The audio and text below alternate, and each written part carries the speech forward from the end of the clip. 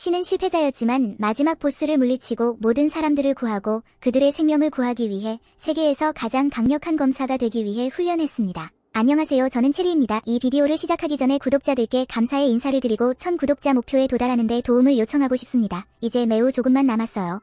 채널 구독자가 1000명에 도달하면 아주 특별한 깜짝 이벤트가 있습니다. 구독하시고 어떤 위치에 있는지 댓글로 남겨주신 분들은 다음 비디오에 등장할 예정입니다. 그럼 이제 이야기를 시작해 보겠습니다. 이 이야기는 인기 있는 가상현실 게임인 뉴게이트로 시작되지만 플레이어들이 로그아웃할 수 없고 게임에서 죽으면 현실에서도 죽게 되면서 치명적인 게임이 됩니다. 게임을 이기면 탈출할 수 있으며 우리는 끝까지 가기로 결심한 신하를 만납니다. 신하는 게임의 최종 보스에 도전할 준비가 되어 있으며 NPC들이 조심하라고 말합니다. 그는 보스와 싸우기 시작하고 그 날개의 일부를 잘라내지만 보스가 재생하자 공격 속도를 높이기로 결심합니다. 그는 보스의 HP를 낮추는데 성공하고 보스는 다시 재생하려 하지만 그는 마침내 최후의 일격을 가합니다. 그는 여러 타이틀을 획득하고 게임 시스템은 최종 보스가 패배했음을 발표해 플레이어들이 드디어 로그아웃할 수 있게 됩니다. 그는 스크롤을 확인해 게임을 이끄는 플레이어들을 보고 마지막으로 남은 자신을 확인합니다. 떠날 준비를 하던 중 갑자기 문이 열리고 그는 혼란스러워합니다. 보스가 게임의 마지막 이벤트였기 때문입니다. 그는 깨어나 외부의 들판에 있고 무슨 일이 일어났는지 궁금해합니다. 너무 현실 같아서 그는 자신의 창을 확인하고 보스를 물리친 후 얻은 타이틀 덕분에 스탯이 증가했음을 알게 됩니다. 그는 다시 로그아웃하려 하지만 옵션을 찾을 수 없고 다른 누군가가 온라인에 있는지 확인하려 하지만 네트워크 연결이 없어서 어떻게 인터넷 없이 게임을 하고 있는지 궁금해합니다. 그는 집으로 돌아가기 위해 아이템을 사용하지만 가는 도중 전에 없던 도시를 발견합니다. 집을 찾았지만 도움을 필요로 하는 소녀를 발견합니다. 괴물이 갑자기 나타나자 사람들은 도망가지만 신하는 소녀를 구합니다. 집 안으로 들어가 소녀는 자신을 티아라라고 소개하며 그에게 감사의 말을 전합니다. 그녀는 그의 주인의 친구라고 생각하지만 신하는 그녀가 누구를 말하는지 모릅니다. 티아라는 모두가 그를 달의 성소에서 시아이라고 알고 있다고 말합니다. 신하는 시아이가 그의 지원 캐릭터 중 하나라는 사실에 놀랍니다. 그는 그녀가 의심스러워하자 오래된 친구라고 설명하며 그녀가 어디에 있는지 묻습니다. 그러나 티아라는 그를 낯선 사람이라 생각해 말해주지 않지만 시아이에게 메시지를 전달할 수 있다고 말하며 1000 주얼을 요구합니다. 그러나 그는 동전을 보여주며 자신에게는 한 개의 개에만 있다고 설명합니다. 그녀는 그가 아이템 박스를 사용했는지 궁금해하며 이는 왕들만 사용할 수 있기 때문입니다. 또한 그가 가진 게일 동전에 놀라는데 그것이 100억 주얼의 가치가 있기 때문입니다. 그녀는 그것들이 마법으로 강화될 수 있다고 말하지만 그는 게임에서는 한 게일이 가장 적은 금액이라고 말합니다. 티아라는 그가 누구인지 궁금해하고 신하는 자신이 하이 휴먼이라고 설명하지만 이 세계에는 6명의 하이 휴먼만 존재했으며 그들은 500년 전에 사라졌다는 것을 알게 됩니다. 신하는 혼란스러워하고 그녀는 그가 왜 역사적인 사건을 모르는지 궁금해합니다. 그는 그녀가 대량 로그아웃을 말하는 것이라고 생각하고 수천 명의 사람들이 동시에 로그아웃한 것이 큰 사건이 되었다고 깨닫습니다. 그는 게임의 500년 후 미래로 보내졌음을 깨닫고 그녀에게 이 사실을 알려준 것에 감사하며 게일을 감사의 표시로 줍니다. 그녀는 이를 받아 기뻐하며 신하는 그것이 그녀에게 유용할 것이라고 생각합니다. 엘프들은 마법에 뛰어나다는 것을 알기 때문입니다. 그녀는 그가 자신의 엘프임을 어떻게 아는지 궁금해하며 시아이가 그녀에게 환영 마법을 걸었다고 말합니다. 신하는 왜 그녀가 그렇게 했는지 궁금해하며 그녀는 검은 머리를 가진 엘프는 불길한 징조로 여겨져 마을에서 쫓겨났다고 설명합니다. 그래서 시아이는 그녀의 모습을 바꾸어 이 상점에서 안전하게 머물 수 있도록 했고 그녀는 지난 100년 동안 그렇게 살아왔습니다. 신하는 왜 보스가 나타났는지 깨닫고 그녀가 원래 은발이었음을 언급합니다. 그는 그녀를 분석하기로 결심하고 그녀에게 무작위로 나타나는 저주가 있음을 발견합니다. 그는 이를 해제하는 방법을 알고 정화 마법을 사용하지만 그녀의 머리카락 일부만 정상으로 돌아오는 것에 실망합니다. 그러나 그녀는 이를 믿을 수 없어하며 감동의 눈물을 흘립니다. 그들은 장벽을 떠나려 하지만 괴물들에게 공격받지 않아 그녀는 기쁨의 눈물을 흘립니다. 달의 성소로 돌아가 티아라는 시아이가 돌아오려면 시간이 걸릴 것이라고 설명합니다. 그는 이 세계에 대해 더 많이 배우기 위해 도시를 방문하기로 결심합니다. 그녀는 그가 도시에 들어갈 수 있도록 추천서를 보여주며 이를 통해 마을의 검문소를 통과할 수 있다고 말합니다. 그는 그것이 너무 많다고 생각하지만 그녀는 더욱 감사하고 싶었다고 말합니다. 그녀는 시아이가 돌아오면 알려주겠다고 약속하며 신하는 그녀에게 감사 인사를 전하고 떠납니다. 그는 발이라는 도시에 도착하고 경비원은 추천서가 다른 왕국에서도 통용되며 왕과의 면담도 가능하다고 설명합니다. 경비원은 신하를 모험가 길드로 데려가고 그는 모험가로 등록하려 하지만 접수원은 등록이 1층에서 이루어진다고 설명합니다. 그는 1층으로 가고 접수원이 이전 접수원과 많이 닮았다고 생각합니다.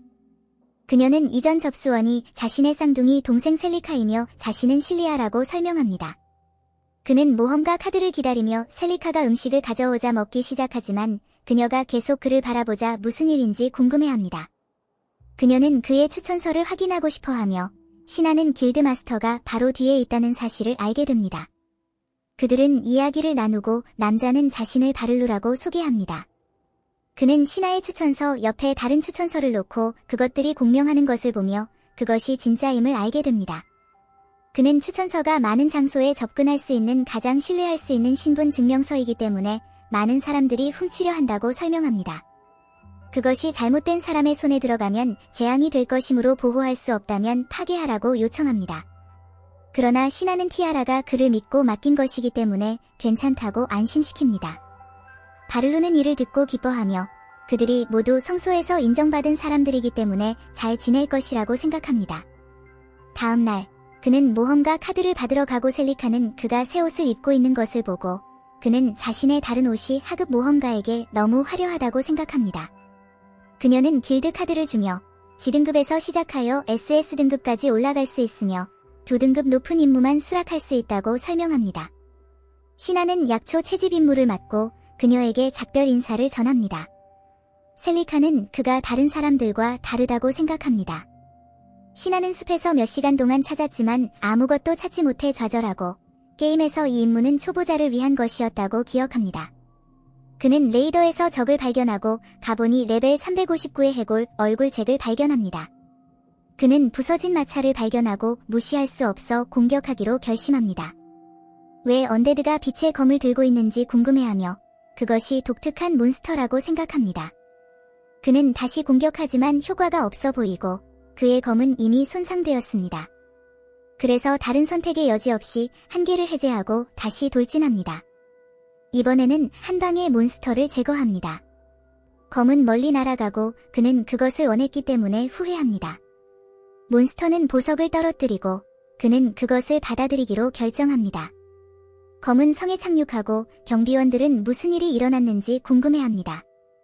그들은 무엇을 해야 할지 고민하고 있을 때 두 번째 공주 리온이 검을 분석할 감정사를 부르고 누가 성으로 던졌는지 조사하라고 요청합니다. 이는 그가 강력한 사람일 것이라고 생각하기 때문입니다.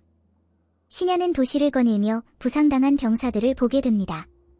경비원은 12명의 분대가 스컬페이스의 공격을 받았지만 4명만 돌아왔다고 설명하며 신야는 그 마차가 그들의 것임을 깨닫습니다. 경비원은 성으로 던져진 검에 대해서도 언급하며 신야는 문제를 일으켜 죄책감을 느낍니다. 신야는 길드로 돌아가고 셀리카는 모험가들이 스컬페이스를 물리치기 위해 모였음을 알아차립니다.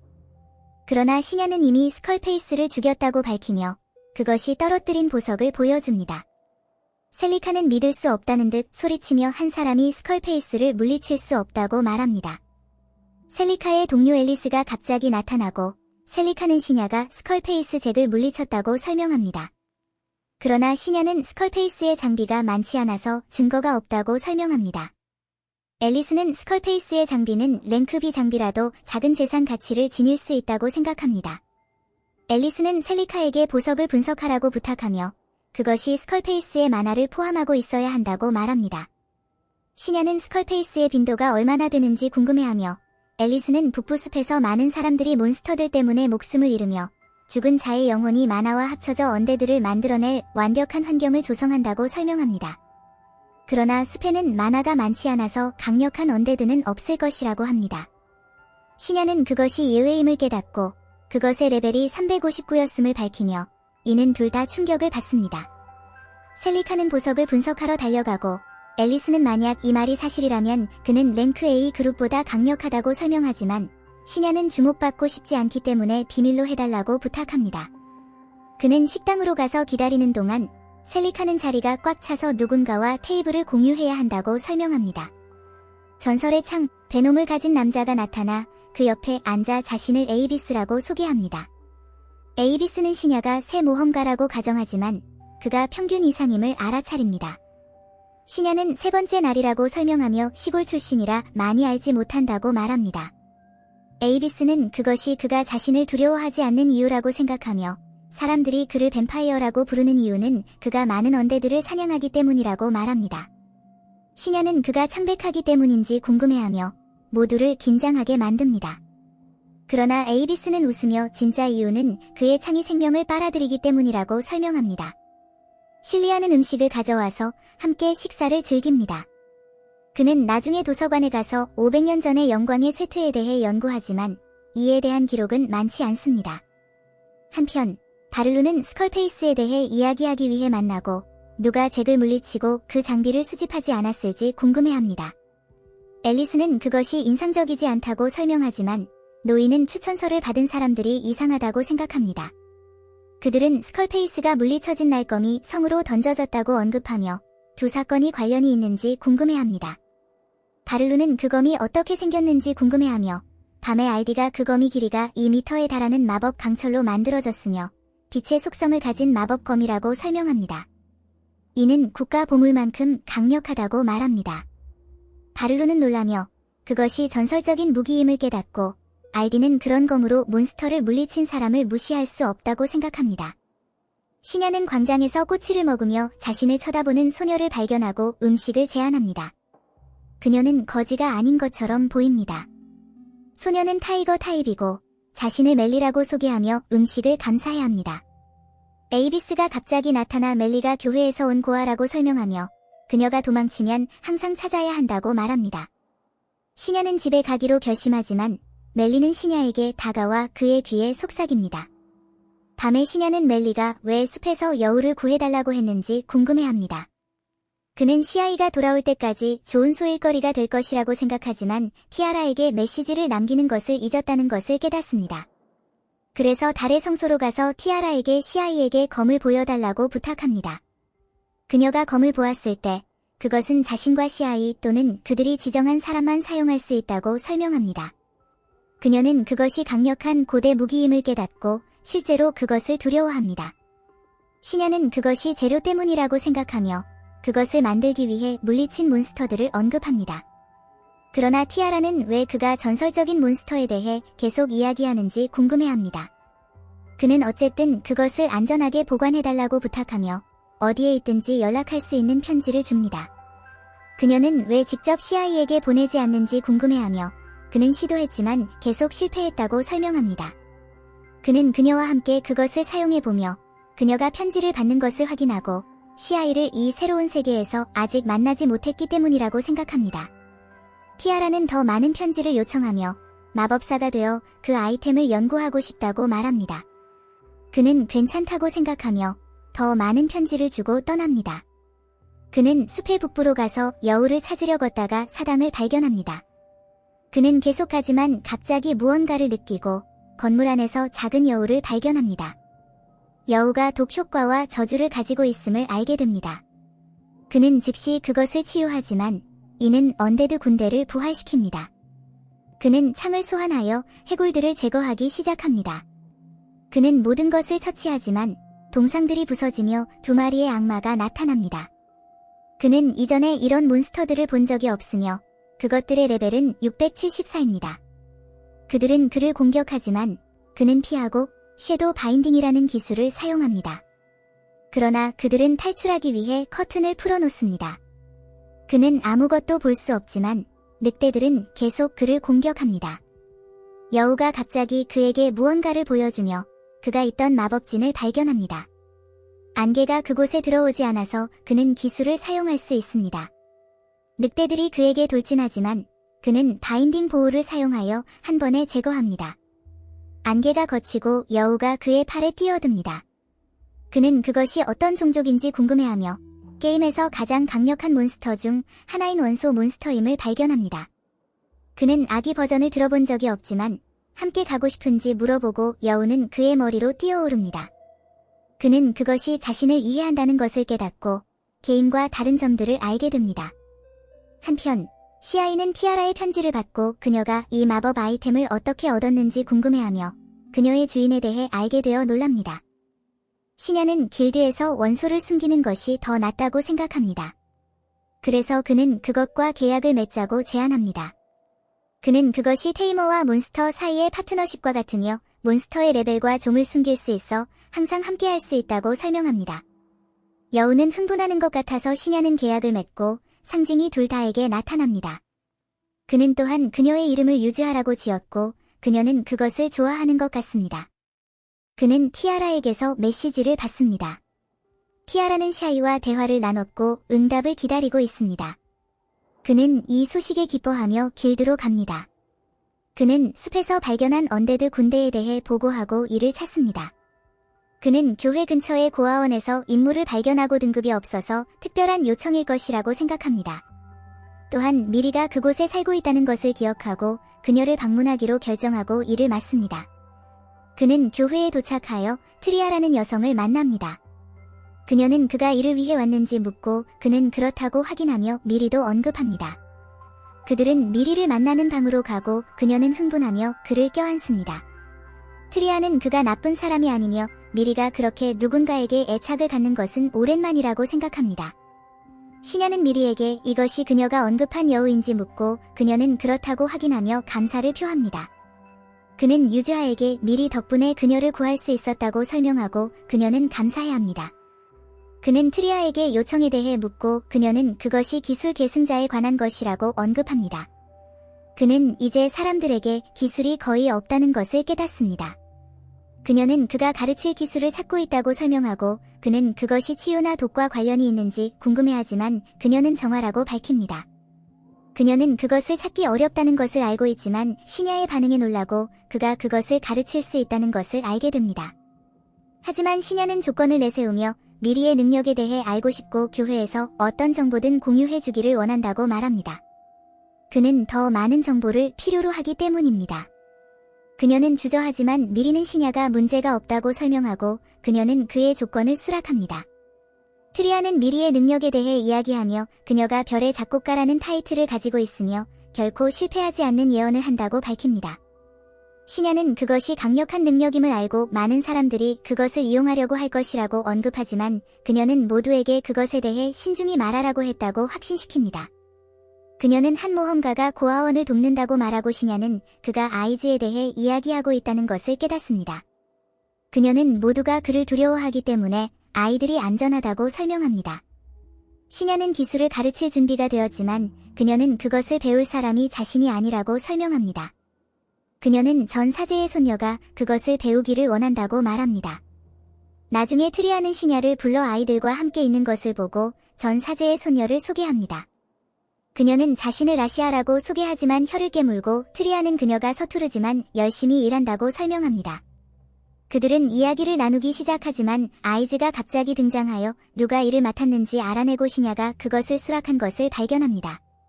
그는 시냐의 의도를 묻지만 미리가 그를 안심시켜 그가 시냐를 신뢰하기로 결정했음을 깨닫습니다. 그는 기술에 대해 묻고 시냐는 라시아가 레벨 150 이상의 언데드 200마리를 성구를 들고 처치한 후에 그것을 배울 수 있다고 설명합니다. 모두가 이 말을 듣고 충격을 받지만 시냐는 그녀가 최후의 일격을 가할 수 있도록 몬스터들을 약화시킬 수 있다고 확신시키고 또한 그가 성구를 가지고 있으므로 그렇게 어렵지 않을 것이라고 말합니다. 라시아는 말문이 막히지만 최선을 다하겠다고 약속합니다. 그래서 아이즈는 시냐가 평범한 사람이 아니라고 생각하고 그들과 함께 가기로 결정합니다. 아이즈는 시냐에게 음료를 마시며 그가 선택된 자인지 물어봅니다. 시냐는 그것이 과거 삶의 기억과 같은 것인지 묻지만 아이즈는 그것이 아이템과 몬스터에 대한 정보라고 설명합니다.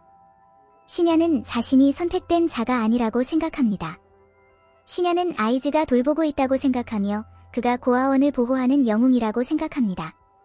아이즈는 그것이 아이들의 울음소리에 짜증이 나서라고 가장하지만 시냐는 그가 거짓말을 못한다며 웃습니다. 그는 티아라로부터 메시지를 보고 그녀가 자신에 대해 얼마나 많이 물어봤는지에 놀랍니다. 그는 갑자기 또 다른 알림을 받고 확인하니 추천서가 나타납니다. 아이즈는 그것을 보고 놀라며 자신도 가지고 있다고 밝혀 시냐는 그것을 믿을 수 없으며 그들이 공통점이 있다는 것을 깨닫습니다. 다음날 세 사람은 유령 평야로 가서 언데드를 만납니다. 시냐는 장벽으로 그들을 가두고 아이즈는 그들의 다리를 부러뜨려 움직이지 못하게 하고 라시아는 치유 마법을 사용하여 언데드를 처치합니다. 그들은 장벽에 도달할 때까지 계속 이 작업을 반복합니다. 아이즈는 자신의 모험가 카드를 사용하여 들어가고 그들은 라시아가 최후의 일격을 가할 수 있도록 몬스터들을 약화시킵니다. 시냐는 그녀가 정화를 배울 때 레벨 150이 될 것이라고 설명합니다. 유령 평야의 다른 쪽에서 로는 해골 얼굴잭을 처치하고 그녀의 새로운 검 덕분에 그것들을 처치하는 것이 훨씬 쉬워졌음을 알게 됩니다. 그 기사는 다른 그룹에 대해 걱정하지만 그녀는 처리할 것을 제안합니다. 그 그룹은 절박해합니다.